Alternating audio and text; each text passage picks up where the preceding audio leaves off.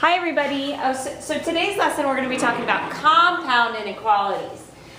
We've talked a little bit about it in class and different questions that have come up, but let's look at our first example. What inequality would represent the phrase, and we're going to graph the solution, although it's kind of off to the side. All real numbers that are greater than -2 and less than 6. Well, thinking about it, all real numbers, I'm going to represent all real numbers by x. I'm going to use the greater than -2. Okay, so that takes care of that part. And we've got this all real numbers that are less than 6. Fact of the matter is that we have two inequalities, okay? Now, if I were to make a number line and graph these, let's look what would happen. X is greater than -2. So I'm going to put a -2 and I'm going to put my 0 on here. And I'm going to 1, 2, 3, 4, 5, 6. Okay, if I have x is greater than -2, I have something going like that forever, right? It goes on forever that way because every number is the solution. And I've got x is less than -6.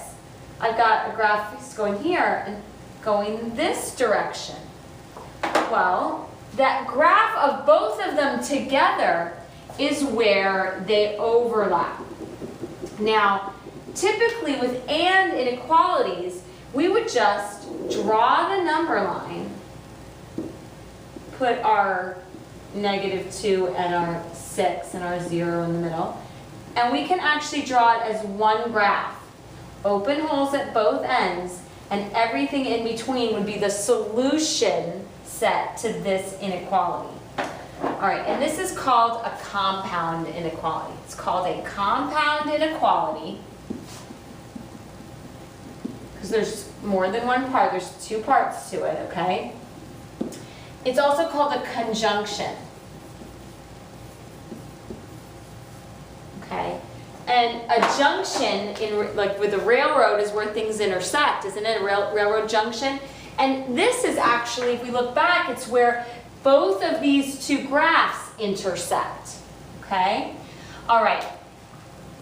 One of the things you have to know, if I give you x is greater than 5 and x is less than or equal to 12, most conjunctions or compound inequalities are going to be written as one inequality. So it would be written where we put x in the middle, and it's x is less than or equal to 12, so the larger number on the right, and x is greater than 5, okay? Now, because this conjunction has an x in the middle with two numbers on the left and the right, I know that this is an and conjunction, a conjunction using the word and. I also called that inequality because it had the word and in an and inequality. When it's written like this, it's actually kind of nice because the graph is easy to look at. I've got a 5, I've got a 12, and my arrow's at the end. And I know that because it's x is greater than 5, that I'm going to have an open circle, and at 12 it's equal to 12, so I'm going to have a closed circle. And the graph of this and would be all the x's in between 5 and 12. So x is in between 5 and 12. Okay?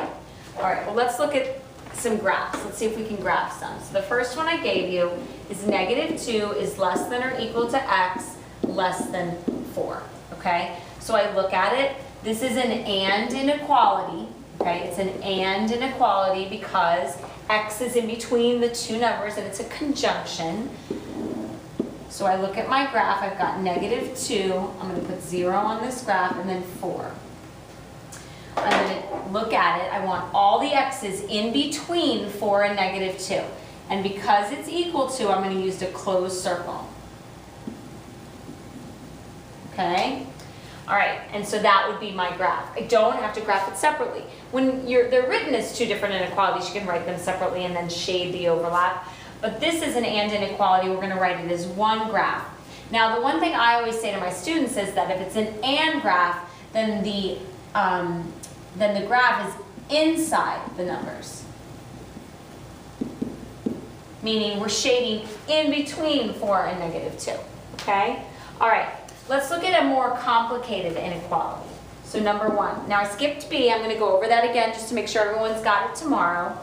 Negative 6 less than 2x plus 4 less than or equal to 10.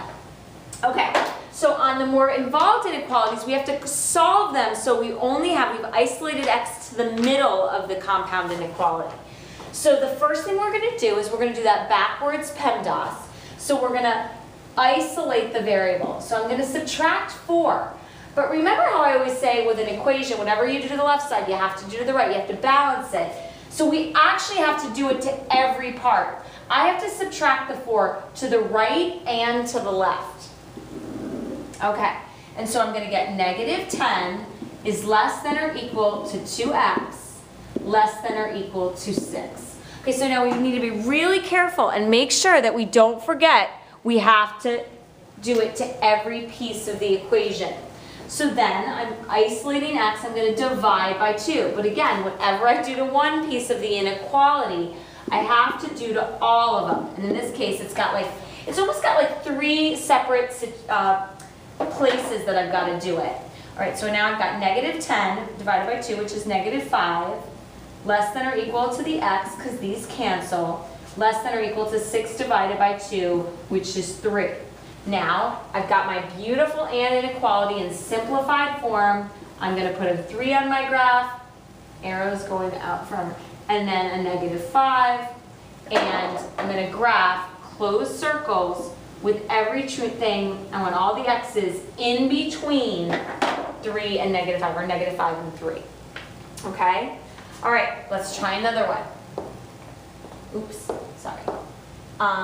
Negative 18 is less than 3x minus 6, less than or equal to negative 3. All right, so I'm going to do backwards PEMDAS. I'm going to add 6 to both sides. And we're going to get negative 18 minus 6 is negative 12, less than 3x because these canceled. Negative 3 plus 6 is less than or equal to 3. Then I'm going to divide everything by 3. And I'm going to get negative 4 less than x less than 1.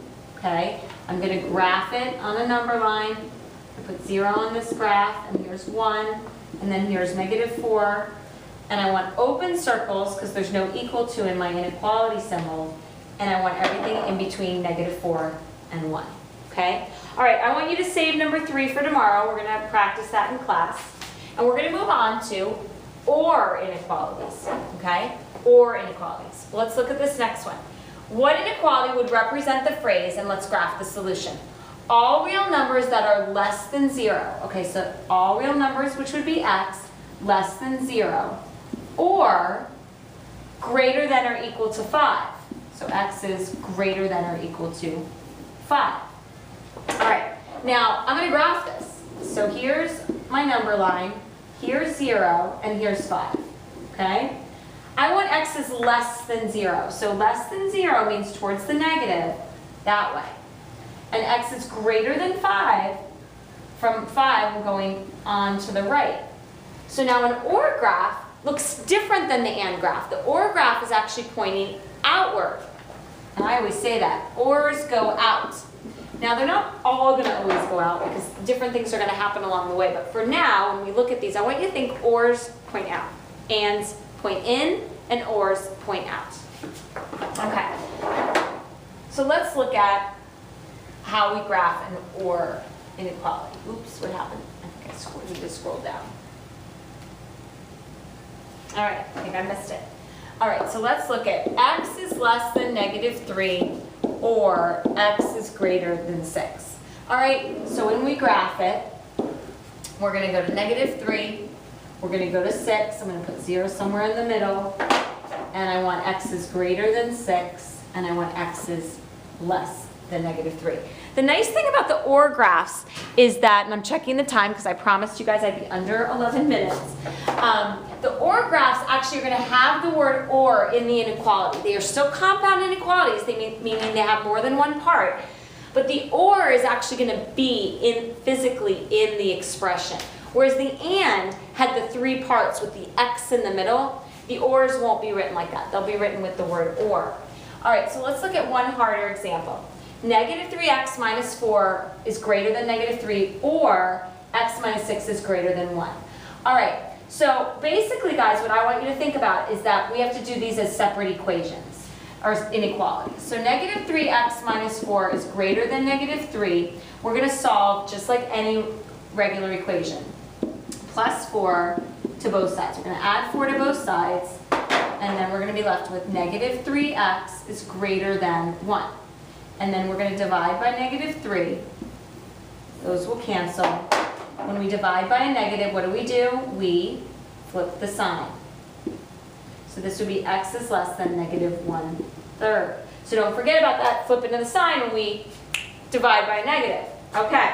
Then we add 6 to the other equation on both sides, and we get x is greater than 7. The thing about it is, in your answer, the word or actually has to be part of your answer. So I'm going to have x is less than negative 1/3 or x is less than 7. So we have to, like, it has to be there. If or is not there, you're wrong. You've done something wrong. All right, so now I want to graph it. So I'm going to make a number line. Here's 0. Negative 1/3 is a little bit less than 0, so right about here. And I'm going to put an open circle going that way. And then 7 is right about here. And I want x is greater than 7. And I can verify by saying, did my graph, is it pointing out? Okay? All right, we're going to work more on this tomorrow, but as promised, I wanted to keep it short. So have a great night, and I'll see you tomorrow.